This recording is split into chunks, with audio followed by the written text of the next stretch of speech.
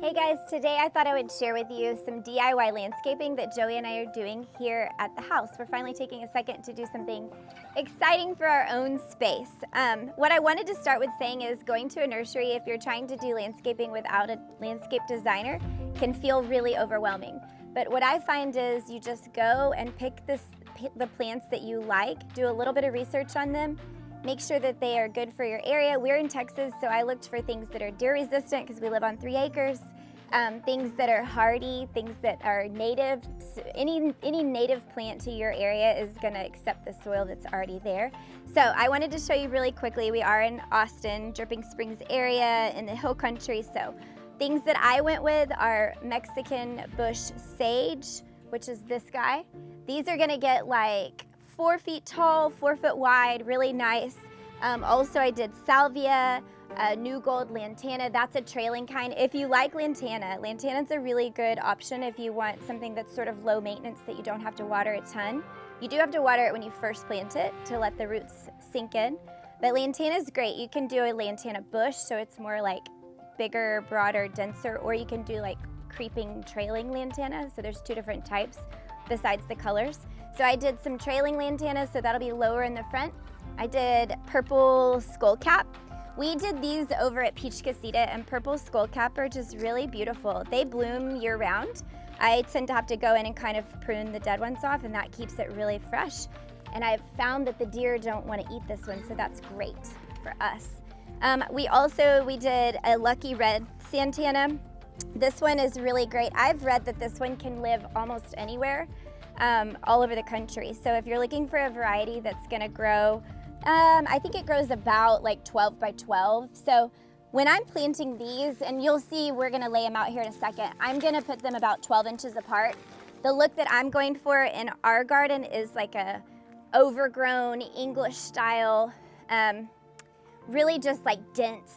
I kind of want it to look like wildflowers are everywhere. So that brings me to weed barrier. There's a lot of controversy in this. And by no means are Joey and I experts about weed barrier, but we've read a lot of things. Over at the Peach Casita, we did a plastic weed barrier. We did a xeriscape landscape design, so we were really wanting it to feel like native, like we don't want weeds, you know, nobody really wants weeds, but over here we're kind of going for like English garden style. So we've decided we are not gonna use weed barrier, so we're about to pull this up.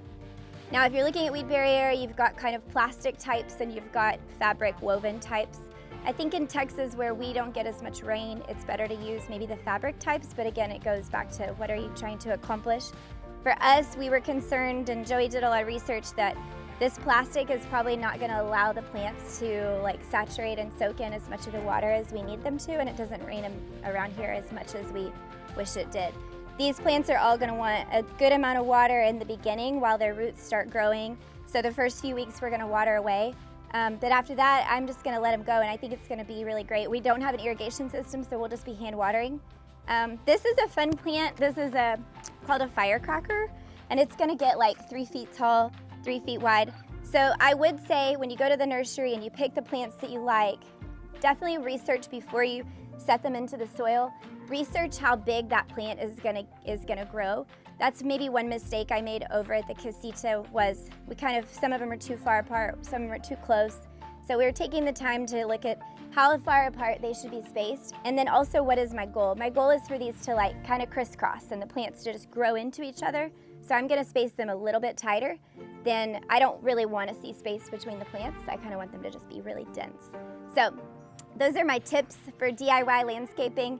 It's totally doable. It's obviously a lot of work. We went in and pulled up all the roots and dug through and put down new topsoil, and that took a whole day in and of itself, but it was a really fun activity for our family to do together, and we all really enjoyed it. We got our hands dirty, and I think it's a really great family thing to do, like get your kids outside, get your spouse outside, do things together outside. So we're about to give it a go and see how it goes, but I'm really excited to start digging. We have really thick limestone soil, so Joey is gonna be doing most of the digging and I'll be planting, and so we'll see what happens. I'm so excited to share this with you. I figured this might be nice to do for you because I'm kind of in this research mode, but I'm geeking out about gardening lately. It's such a fun hobby. It reminds me of my grandmother and it gets us outside. So If you haven't clicked the subscribe button, please do so. We love you guys. Thank you for being here, and happy gardening.